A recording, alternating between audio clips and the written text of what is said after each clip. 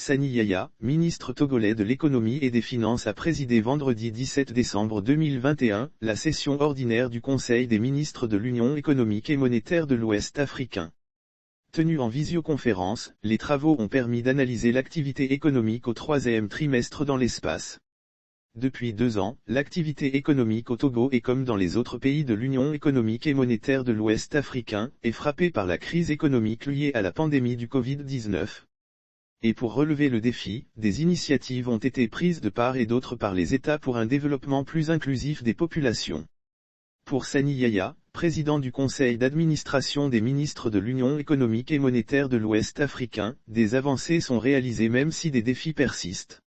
En dépit des impacts de la crise sanitaire, des résultats économiques encourageants ont été enregistrés par les pays de l'Union au cours du troisième trimestre 2021, a-t-il déclaré.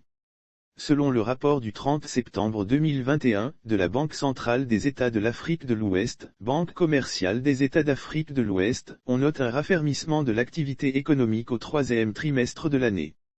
Un renforcement caractérisé par le rythme annuel de la croissance, passé de 6,7% au deuxième trimestre de l'année à 7,7% au troisième trimestre.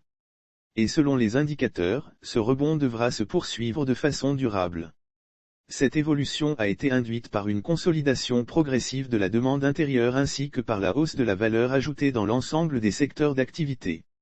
C'est le lieu de féliciter, une fois de plus nos États pour la qualité des politiques menées et surtout, des différents plans de relance engagés après les mesures d'urgence adoptées en 2020 pour faire face aux conséquences économiques et sociales de la crise de la Covid-19, a précisé M. Yaya avant d'inviter à poursuivre les efforts. Je voudrais donc nous encourager à poursuivre nos efforts afin de relever ensemble les défis du renforcement de la base de nos économies et de l'amélioration du bien-être de nos populations.